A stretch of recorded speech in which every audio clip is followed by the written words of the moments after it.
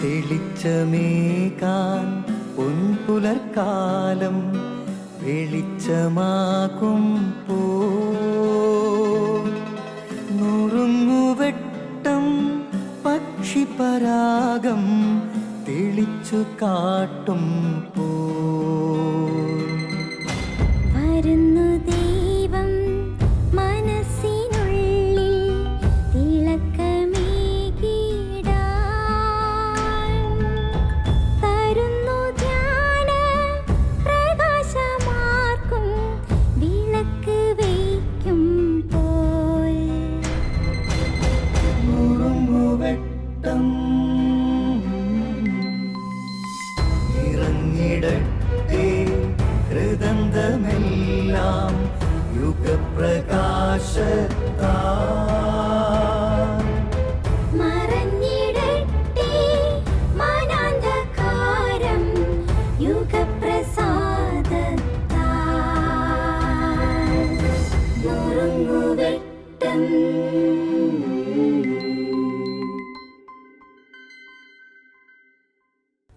സ്നേഹമുള്ളവരെ, മഠത്തിലെ സന്യാസിനികളെല്ലാം ആ പ്രിയപ്പെട്ട മദറിൻ്റെ ചുറ്റും ഒരുമിച്ചുകൂടി. അവരന്ന് സംസാരിച്ചത് അവരുടെ മഠത്തിനരികിലുള്ള ഒരു വീട്ടിലെ നിരന്തരമായ കലഹത്തെക്കുറിച്ചാണ്. ഭാര്യയും ഭർത്താവും തമ്മിലുള്ള വഴക്കും കുഞ്ഞുങ്ങളുടെ അനുസരണക്കേടും എല്ലാം അവർ ചർച്ച ചെയ്തു. ഒടുവിൽ മദറിൻ്റെ ഊഴം വന്നപ്പോൾ മദർ ഇങ്ങനെ അവരോട് ചോദിച്ചു, എന്തുകൊണ്ടാണ് ആ ഭവനത്തിൽ ഇങ്ങനെ വഴക്ക് നടക്കുന്നത്? ചിലരൊക്കെ ഇങ്ങനെ പറഞ്ഞു, ഭാര്യയും ഭർത്താവും തമ്മിൽ ചേർച്ചയില്ലാഞ്ഞിട്ട്. മറ്റു ചിലർ പറഞ്ഞു, ആ കുഞ്ഞുങ്ങളുടെ അനുസരണക്കേട്. വേറെ ചിലർ കണ്ടെത്തി അവരുടെ സാമ്പത്തിക ബുദ്ധിമുട്ടുകളാണ് കലഹത്തിന് പിന്നിൽ.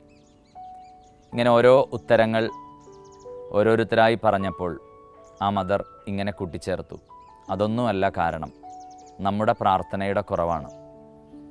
അന്നു മുതൽ ആ മഠത്തിലെ ദിവ്യകാരുണ്യ ഈശോയുടെ സന്നിധിയിൽ ആ കുടുംബത്തിന് വേണ്ടി ആ സന്യാസിനികൾ മാറി മാറി പ്രാർത്ഥിക്കാൻ തുടങ്ങി. വളരെ വൈകാതെ കലഹത്തിൻ്റെയും ഭിന്നതയുടെയും ആ ദുഷ്ടാരൂപി ആ ഭവനത്തിൽ നിന്ന് നീങ്ങിപ്പോയത്രേ. നമ്മുടെ കാലത്തെ വിവിധങ്ങളായ തിന്മകളെ നോക്കിയിട്ട്, മനുഷ്യൻ്റെ ഹൃദയത്തിൽ വർദ്ധിക്കുന്ന ദുഷ്ടതയെ നോക്കിയിട്ട് ഒരു ക്രൈസ്തവനായ, ഒരു ദൈവ പൈതലായ നമ്മളൊക്കെ, ഞാനും നീയും വിലപിക്കുമ്പോൾ തീർച്ചയായും നമുക്കും ഈ ലോകത്തിന് വേണ്ടി പ്രാർത്ഥിക്കാനുള്ള ഒരു ബാധ്യതയുണ്ട്.